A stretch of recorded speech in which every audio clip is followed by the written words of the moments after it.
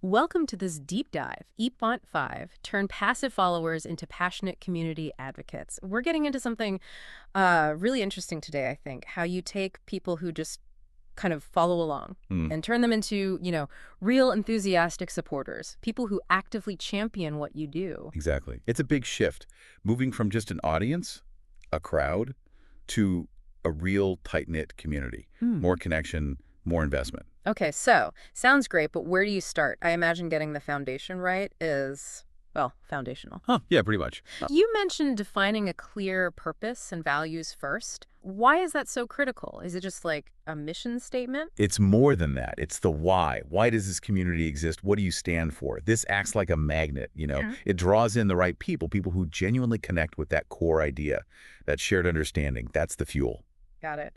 And then to keep that space positive, Mhm. guidelines. What makes a good set of community guidelines? Good guidelines are clear, they're fair, and they create what we often call psychological safety. Psychological safety. Yeah, it means people feel safe enough to share, to be vulnerable, to disagree respectfully without fearing backlash or negativity. So it sets the tone. Like, hey, constructive debate is fine, personal attacks aren't, that kind of thing. Precisely.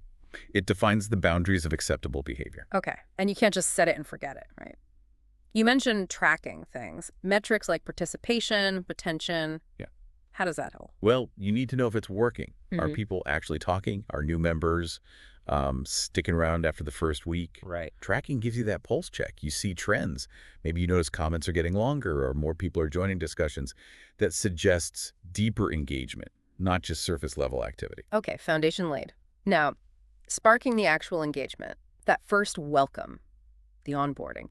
How big a deal is that initial contact? Oh, it's huge. Mm. That first impression can make or break someone's willingness to participate. A warm, personal welcome makes them feel valued instantly. Like someone actually noticed they showed up. Exactly. It encourages them to jump in, not just lurk. And beyond the welcome, you talked about regular rituals, weekly threads, maybe monthly posts. Can you give an example? Sure.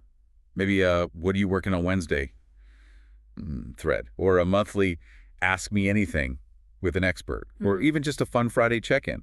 These create predictable rhythms, reasons for people to keep coming back, connecting, building that familiarity.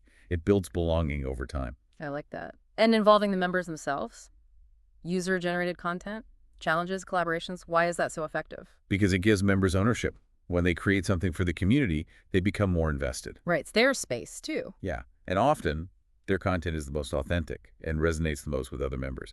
It taps into their creativity. Okay, so people are engaged. Now, leveling up those super fans, ambassador programs. Yeah. What's the advantage there? Giving them a formal role. It channels their existing passion productively. Ambassadors can help welcome new folks, maybe spark conversations, act as positive role models. They become an extension of your community management effort, providing valuable peer support.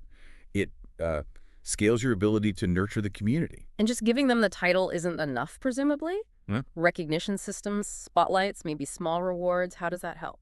Recognition is powerful. It shows you see and appreciate their effort. Makes them feel valued. Exactly. It validates their contribution, motivates them to continue, and importantly, it signals to other members what positive participation looks like.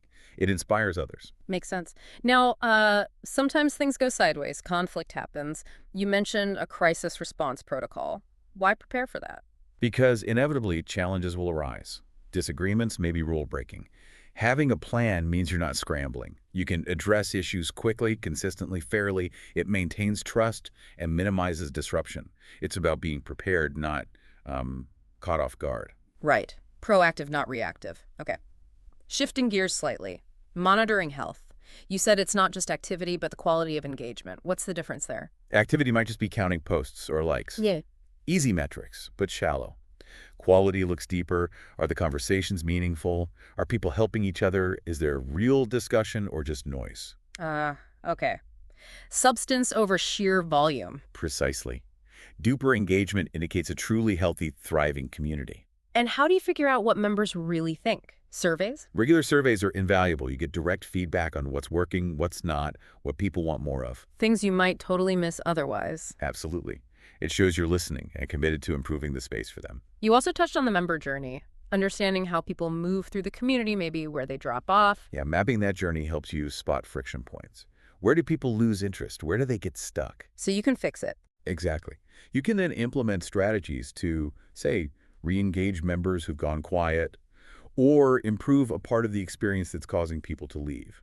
Better retention. And for this all to work long term, sustainable systems, what does that mean practically? It means having clear roles, efficient workflows for managing things day to day, and making sure you actually allocate the time and resources needed. It's not just a side project. Needs real support. Okay, looking ahead, staying informed.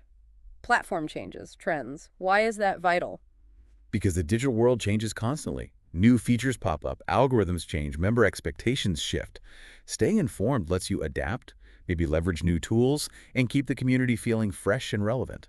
It's about not getting left behind. And always testing things, new engagement ideas, documenting what works. Continuous improvement. You need to experiment to find out what really clicks with your specific group. Yeah. And when you find something that works well, document it so you can repeat it, refine it, and build on that success. So wrapping it up, it sounds like turning those passive followers into active advocates isn't magic. It's a structured, intentional process. Definitely. Purpose first, then actively engaging people, empowering your best members, constantly checking the health, and always adapting. That's a great summary. It's ongoing work, listening, learning, iterating based on what your community needs. Fantastic. Okay, so here's something to chew on as we finish this deep dive.